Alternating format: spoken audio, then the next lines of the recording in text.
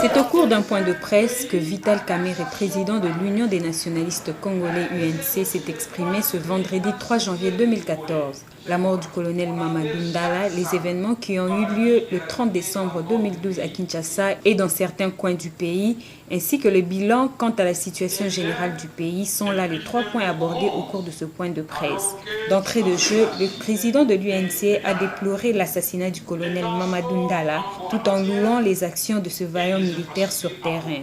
À en croire Vital Kamerhe, Mamadou Ndala est un exemple de bravoure, courage et détermination. Sa mort est une grande perte pour toute la nation congolaise. Il demande ainsi au gouvernement congolais d'élucider les circonstances réelles de cette mort et d'enterrer dignement ces fils du pays. C'est pourquoi nous proposons au gouvernement de la République et aux populations du Kivu pour ne pas oublier cet illustre personnage que le rond-point Signas de Goma soit débaptisé rond-point Mamadou Ndala.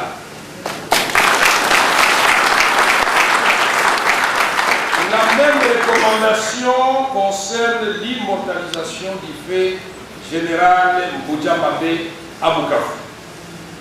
Au gouvernement de la République, nous demandons d'enterrer ces dignes fils du pays avec les honneurs qu'ils méritent.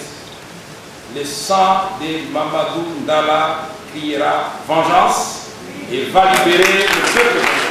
S'agissant des événements vécus le 30 décembre 2012, le président de l'UNC condamne avec force ces actes de barbarie. Il demande par ailleurs au gouvernement une clarification sur ces événements qui, selon lui, sont révélateurs de l'état du pays. Ces événements malheureux, chers compatriotes, endeuillent d'autres nations et continuent à semer le trouble et la désolation dans plusieurs coins de la République.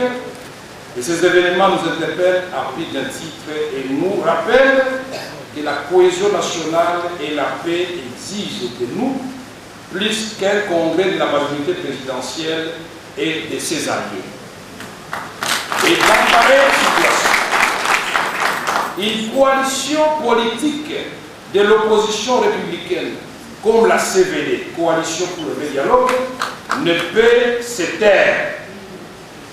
Il se doit d'exprimer clairement les préoccupations de la population se refient d'une politique sécuritaire opaque permettant toutes sortes de dérives et d'agendas cachés.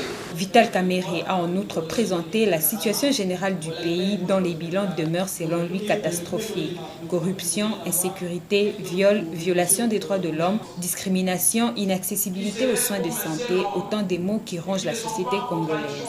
Le numéro 1 de l'UNC a enfin annoncé sa descente à l'est du pays très prochainement pour conduire la caravane de la paix pour le compte de l'opposition politique congolaise.